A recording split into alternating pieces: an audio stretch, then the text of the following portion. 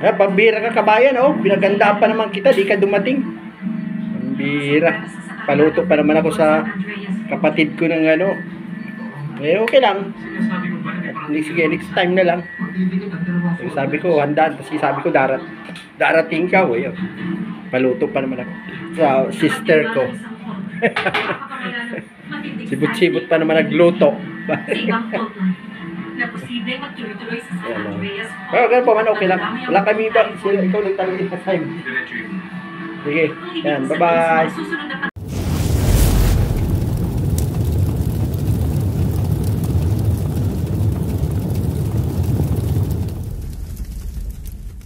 Good morning. So ayan, at tayo ay magluluto kasi may darating tayong bisita, si Tim Kagawad. Yan na, nag-ready ng aking sister.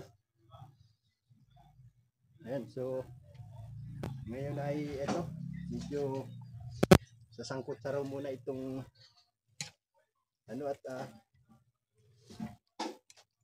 tama ba? Humba ang luto dito? Ha? Ayan, humba siguro. Ha?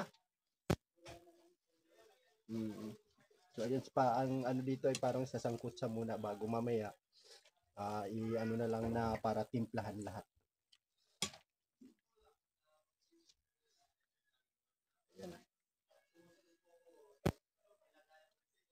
So dito kung mapapansin nyo talagang mas hindi kailangan talaga mas maganda so sa kahoy ang pagluto kasi medyo alam nyo naman pagka ganyan medyo marami ang niluluto.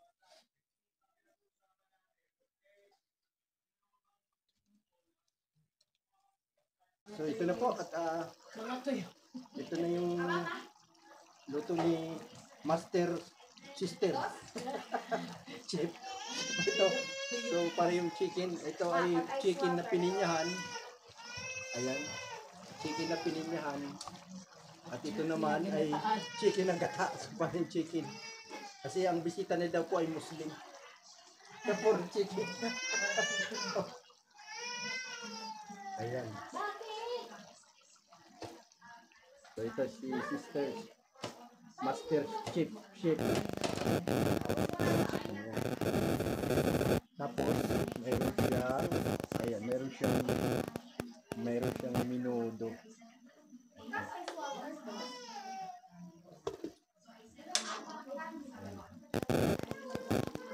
So ito ang chicken pininyahan.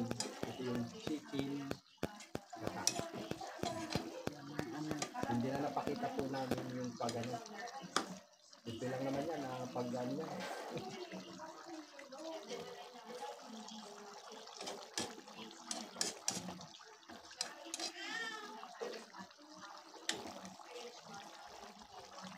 Yun po kasi ay may bisita kaming darating si Tim Kagawad, isang vlogger ng Kalingap kay Kuya Bal Santos Matubang.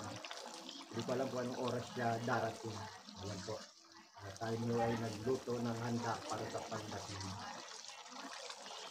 Tapos ayan mayroong sapsoy na gulay. Ayan, pagdating ng gulay. Tapos mayroong pansit, syempre.